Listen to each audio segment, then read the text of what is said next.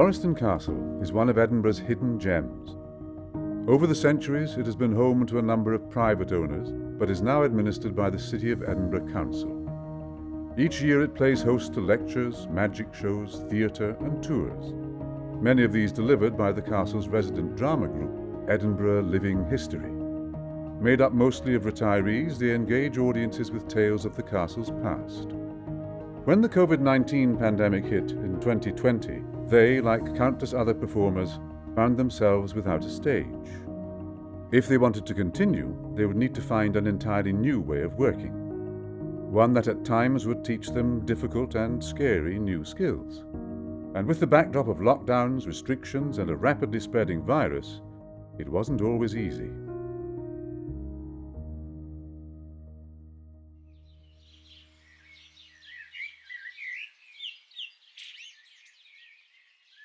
Lauriston Castle, as it stands today, is an example of an Edwardian middle-class house in Scotland. The interiors, as we see it today, was left by the Reeds. The Reeds moved into Lauriston Castle in 1903 and modernised it fully. Mrs. Reed died in 1926, and from that date, City of Edinburgh Council has administered the house in trust and looked after it and preserved it and displayed it for the whole Scottish nation. Edinburgh Living History came to be involved in the year 2005. I had already worked here for a few years. I believe the council had got some sort of grant in order to set up a community drama group. So they brought lots of people in and saw it as an opportunity to get into acting, which I had done almost none of since I was a teenager. The whole thing was started largely by Francis Baker, who unfortunately died a few years ago. My sister was a drama teacher attached to the museums. Part of her remit was to get people to come and visit places like Lauriston, rather than just being in the rooms, but having special weekend days where we put on some sort of themed event that was connected with a season or with something that had happened in history at those times. I was introduced to Edinburgh Living History by a lovely lady called Sheila in a choir that I'm a member of. And she kept telling me about the work and what she did here and asking for new members. I was here in the late 1980s and saw around the castle. I liked the people and it was very interesting. And it didn't really feel that it was going to be too arduous. What we're about is trying to bring history to life. What you learn with Edinburgh Living History quite quickly is to expect the unexpected. They don't script their work, so they do a lot of it off the cuff, which means you're never entirely sure what they're going to say. Because I understand that when the group first started, it was very much scripted. And the first murder mystery we did was scripted. I found that quite difficult. We're getting on in years, right? Our memory's not as good as it used to be. Speak for yourself, dear. Those people who like or feel secure with a script, that they've got something in front of them and they know that if something goes wrong, they can go back to the script. With what we're doing, if something goes wrong, you have no options. You've just got to keep going. Now, Margaret had a problem that she couldn't handle door handles very well. I'm used to having to do it myself. The public programme would never be able to run without their input. People taking a tour would suddenly be shown a room with people in the Edwardian clothing, and it just added to the spectacle. One thing I would like to say is they're murder mysteries. Everybody loves them. Everybody wants to be at them. And the whole of the Living History group want to be part of it.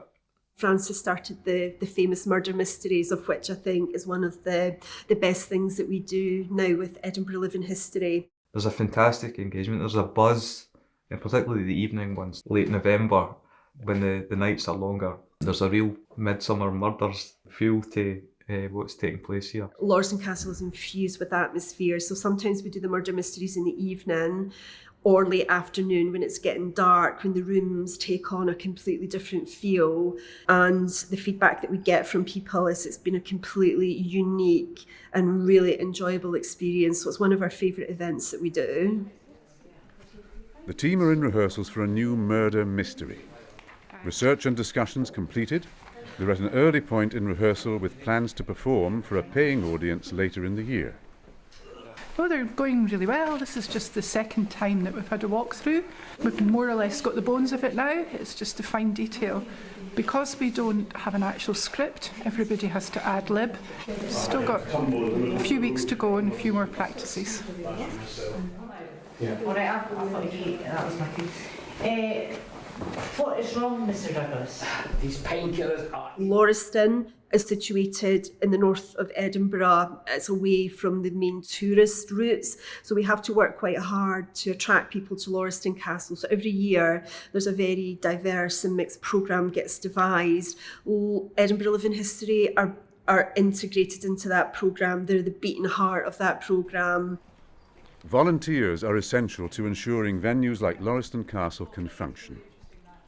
It's a cold February morning, and Tracy is hoping to encourage new sign-ups to help deliver Margaret's public programme, with Edinburgh Living History a jewel in the castle's crown.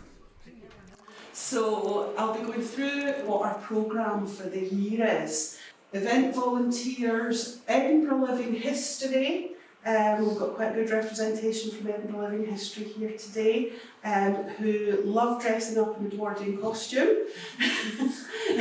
Our big event to sort of kick off the season is on Sunday the 2nd of April. That's when we're running all our major Easter events. So COVID hit just as we were about to launch our 2020 programme, so we had a really full programme ahead that we were just about to launch.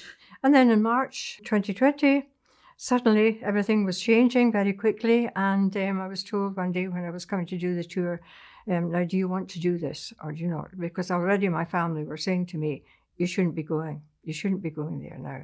I was actually working at the time of COVID, so I knew all too well how bad it was for people going about their daily lives. We started to realise that there's significant issue snowballing towards us.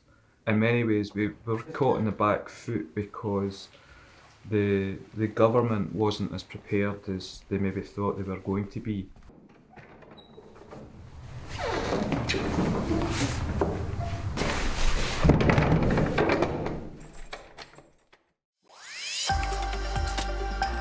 From this evening, I must give the British people a very simple instruction. You must stay at home. We will immediately close all shops selling non-essential goods, including clothing and electronic stores, and other premises, including libraries, playgrounds and outdoor gyms and places of worship, and will stop all social events, including weddings, baptisms and other ceremonies. You should not be meeting friends. If your friends ask you to meet, you should say no. If you don't follow the rules, the police will have the powers to enforce them. We weren't as ready as we could be. Wasn't really until lockdown was beginning to look imminent. I personally, probably everybody, realised that this was going to change things dramatically. I'll never forget that day. We went into lockdown and our managers here at the City Arts Centre told us to take enough papers and work for 3 weeks. I got a text message on the way home, we're going to be working from home.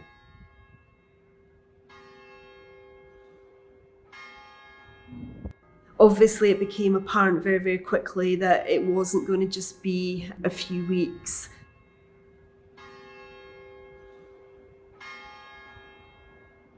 The castle was completely closed to the public. Nobody could get in.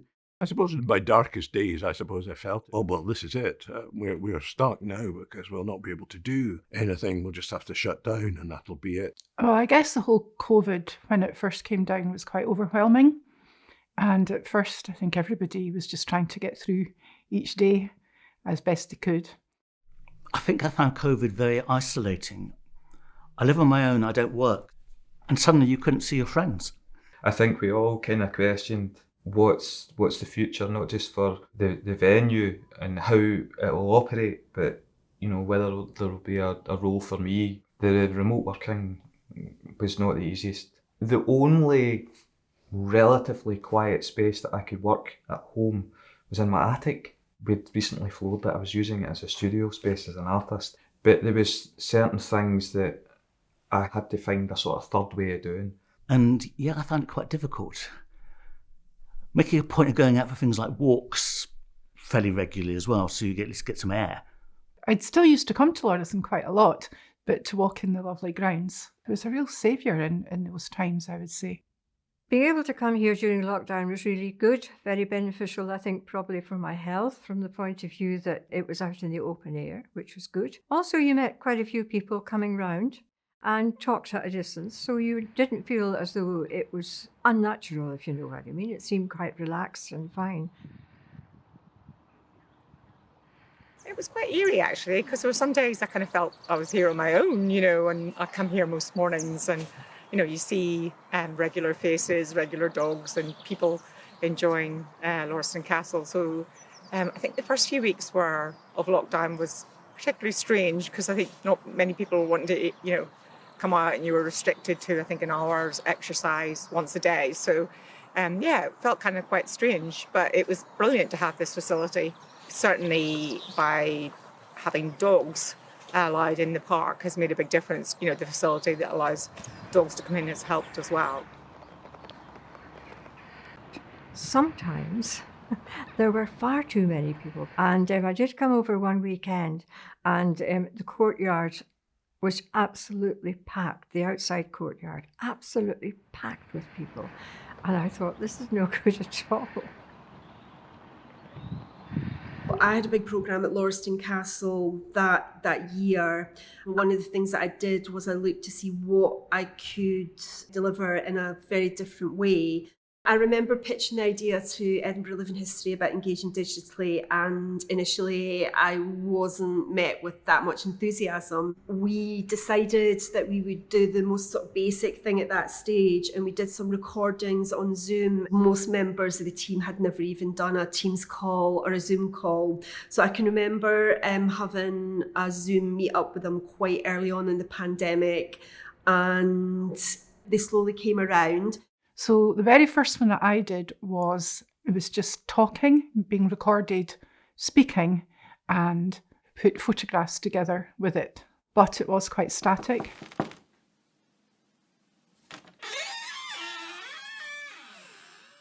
Hello and welcome to Lauriston Castle.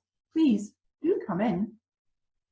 I, the housekeeper here in Lauriston, Mr. and Mrs. Reid, the owners of the house, and also Mr. Barton, Mrs. Reid's brother, are looking forward to meeting you today. Then we started into the wholly unknown territory of filming. Well, we certainly had no experience with filming at all. It was everything we'd done up to then was just live, just being here. In the early days, that we weren't really thinking much about the filming aspect. It was just we were just recording a Zoom meeting. The very first one was about the pandemic 100 years ago, so it just seemed completely the right time to do that. Well, so much has happened over the year too, as far as women are concerned. Well done, Nancy Astor.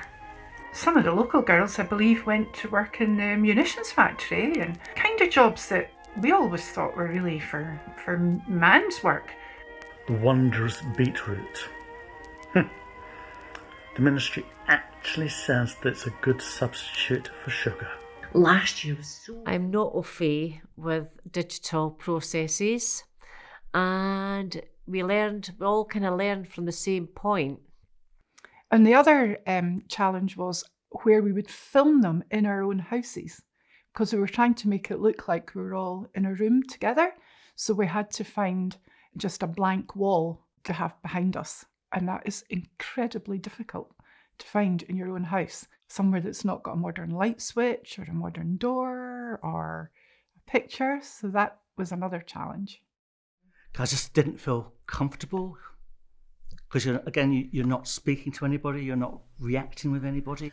Oh, no, not at all. I bought the castle 9 years ago in 1902.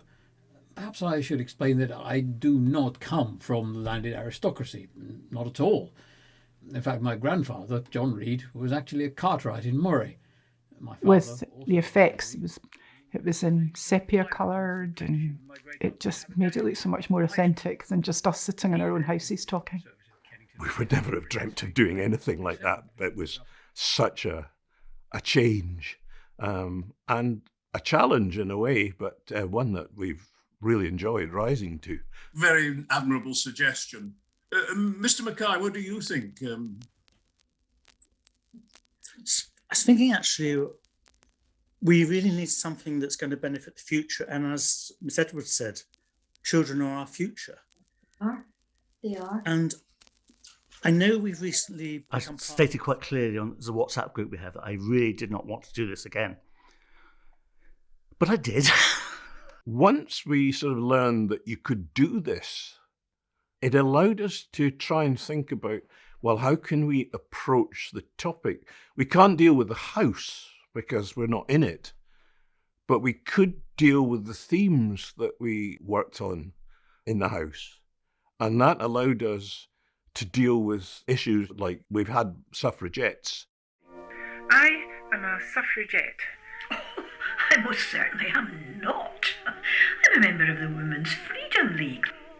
Do I think women should get the vote? I just don't agree with votes for women. Women and men have been attempting to persuade politicians of the rightness of the women's cause for almost 50 years now. We did find ways around learning the lines, trying to remember what we had to say, because, yeah, some of it was more or less a monologue. The earlier ones we had to speak for about 20 minutes, so we had notes. We had them typed up on big sheets in front of us. We were trying not to read it, though. One of the ladies had them all taped to the back of a cereal packet so she could stand them up so she could look at it. It was trying to just find ways of prompts to remind us what we were going to say. And I have to say that I know that I did my takes about 5, if not 6 times, because I kept forgetting something I wanted to say. I'm still not that comfortable with it. We did encourage you a wee bit. Oh, I know. I mean, I do get these sort of... Probably my personality, I will get kind of the odd sort of panicky bit. Right. And then I can be taught around when I actually also use my brain to really understand. I think when you've seen the rest of us going, oh, well, we can manage it, you should be able to manage it. One basically simple thing is that I live in an area which has very poor reception, and quite often I found people were losing me or my sound or things like that, and that throws spanners in the works. There was an instant where I couldn't actually get into Zoom. That's right. I've had a couple of instances actually. Something to do, I think my laptop's probably not up to scratch. And we were doing this Zoom thing based in the sort of First World War. And in the end, I kind of had to go back onto my phone and join them. Oh, I second that.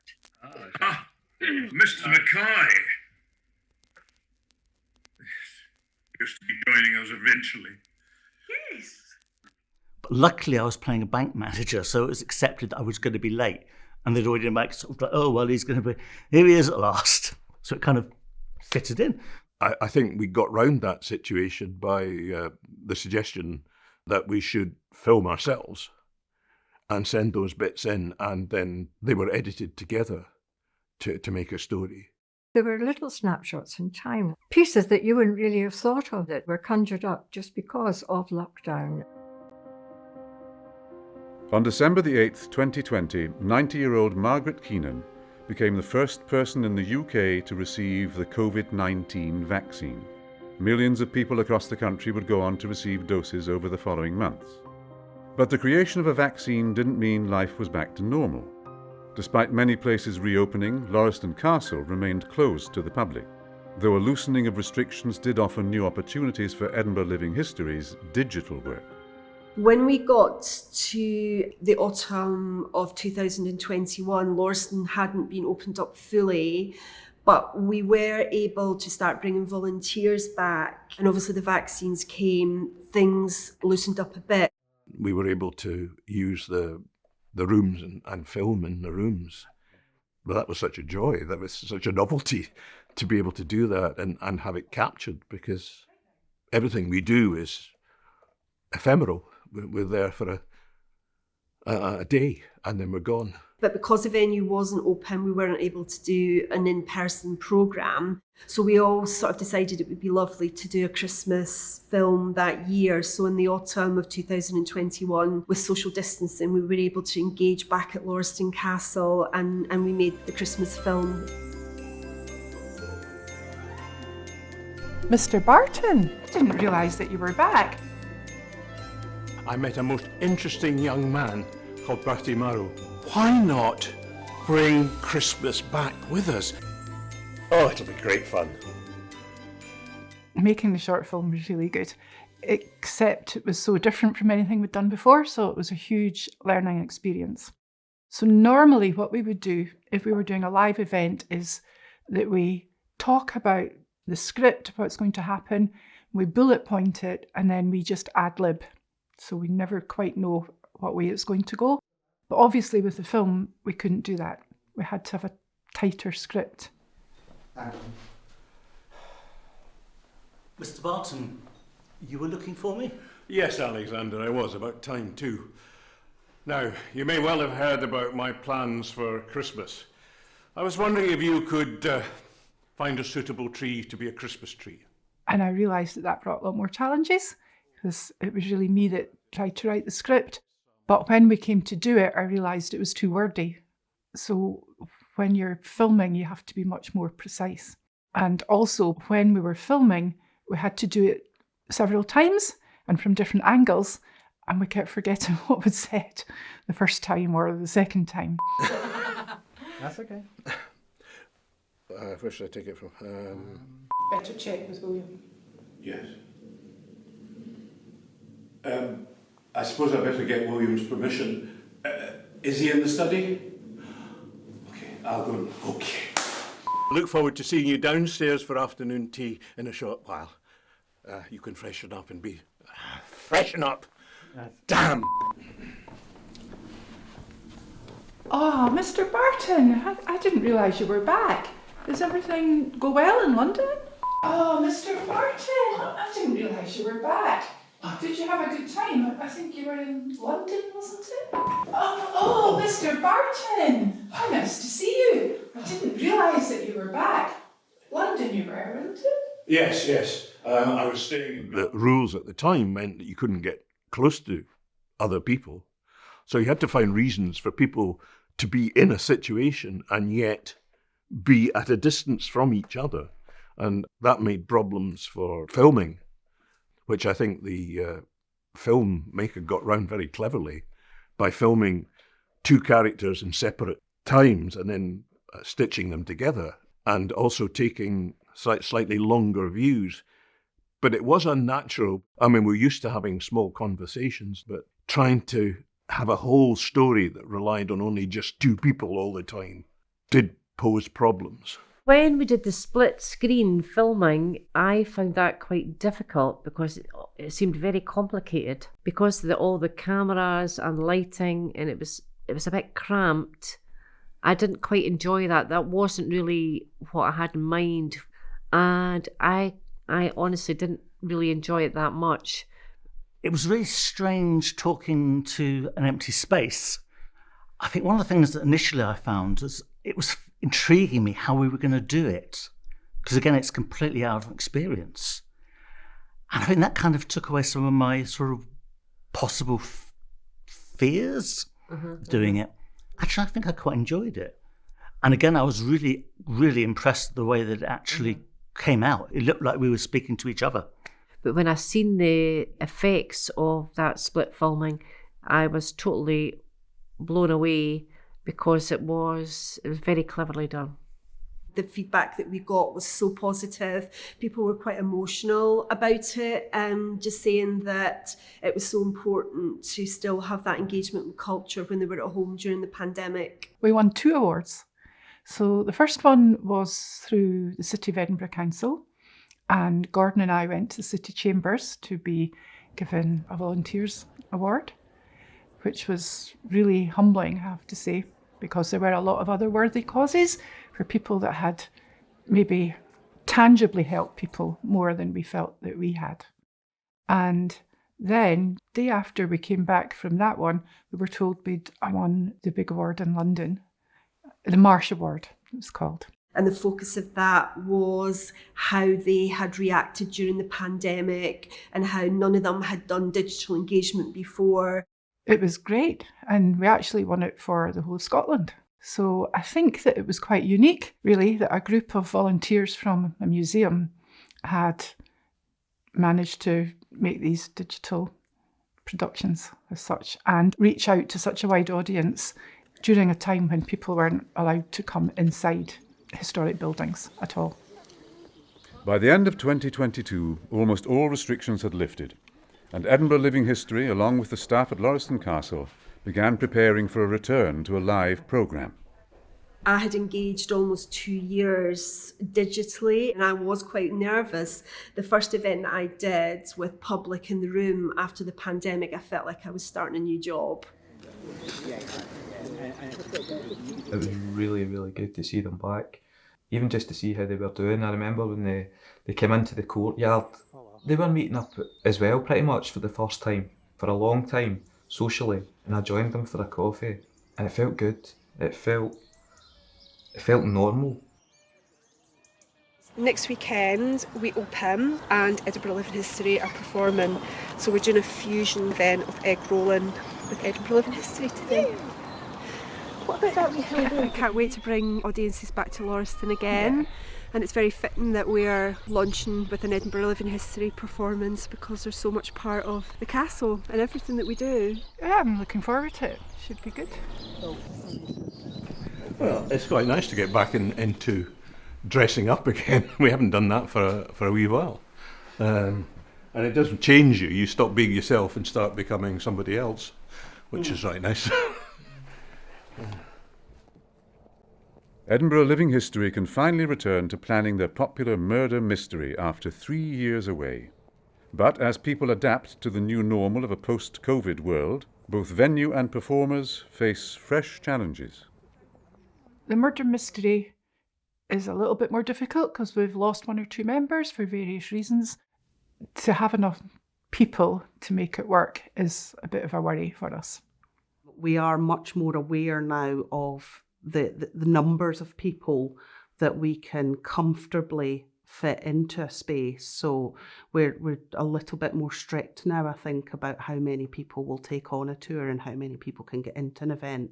In terms of performing for the public, we don't have to wear masks or anything like that. People are generally used to using hand sanitizer. And I think the biggest issue is that because of the break, because of COVID, a lot of our regular visitors have got out of the habit of coming to some of our events. People like Edinburgh Living History helping us is an amazing way to engage people and move forward. My concerns about the murder mystery are the same ones that I always have, which is that it always seems it's absolutely down to the last minute. We've still got a couple of things to iron out, but it's the build-up to it and the preparation for it is quite interesting. The actual day I will be going, oh my God, why am I doing this? Oh my God, why am I doing this? On Friday, the 19th of May, 2023, Edinburgh Living History returned to perform at Lauriston Castle after more than 3 years away. They are staging their long-anticipated murder mystery, Such a Sweet Death. And they're expecting a full house. And what time? Now, the way it was running yesterday, it was about 35, 40 minutes. I would say between 40 and 45 minutes, so that would be about, depending when you start. Let's say you start at 6:45, it'd be sort of half 7. And is that the only break you need? No, we need another, just a short break. I mean, we ran it on Wednesday and our sample audience gave us some feedback, so we're going to have to change a few things. Yeah. You know, like the killer and how that was done and why, minor things like that.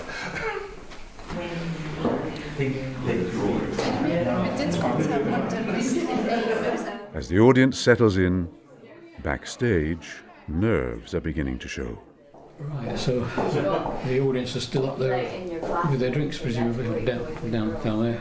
A bit worried, yes. We want to get it going, you know. I was thinking we should have said 6 or 6:30 on the tickets, you know, so that people had time to finish their drinks. For them, they're waiting for us. No, they're not waiting for us.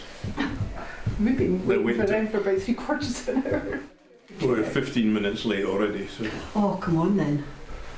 Okay, ladies and gentlemen, can I ask you to drink up and we'll get you upstairs for the performance to begin.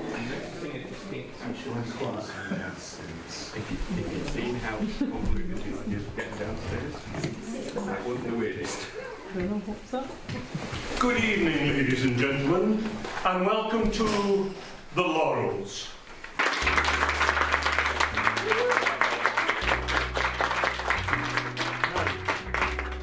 I have to say, we will be doing this again in November. None of you are allowed to come. I think Edinburgh Living History have really, really excelled. I'm delighted how well they're doing.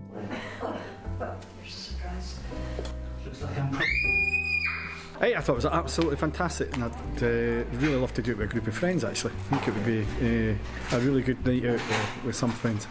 Now, obviously, we have a real problem because Mr. Douglas died, and I'm not in the resurrection. The future at Lauriston is, I feel it's in good hands. I thoroughly enjoyed that. The actors and actresses were fantastic, and we were intrigued right to the very end. Mrs. Douglas says we're to meeting the dining room. The smell. I'm very excited about the future of Lauriston. There's so much that we can do here, and people like Edinburgh Living History helping us. I think they buried the clue very carefully. Now, if you think about it, the chocolate he only took a very small bite of. I thought it was excellent, very, very well done, and I think the setting in Lauriston Castle is ideal. It is an idyllic place to live. Oh, I'd be so upset if I ever lost this. For pretty much all practical purposes, we consider ourselves back to normal. I think just as the way of, on the whole, society just says, okay, that's it, it's over. I thought it was great fun, even though I got the murderer wrong. And it was a good family fun night as well. Brought my whole family. You okay? I'm just checking. Can I get everything? Yeah. If not, we can come back tomorrow. Okay, thank you. How was that? Yeah, it was good, really good, thank you. Good to be back again, thanks. So looking forward to programmes in the future, I am trying to do a more robust digital element because there is definitely still an appetite for it. You know, you can almost go across the world, not just the perimeters of Edinburgh. So it was a whole different experience, but really worthwhile. Definitely. Yes, I'm glad we did it. And I think we've learned heaps. We're quite adaptable. I think we are. I think we've learned to be more adaptable. So I think, no, I don't regret it. No, not at all. My concern is the numbers, that keeping the numbers going, because we have a hard core of people, but we're not going to go on forever, much as we would like to. Anyway, thank you very much.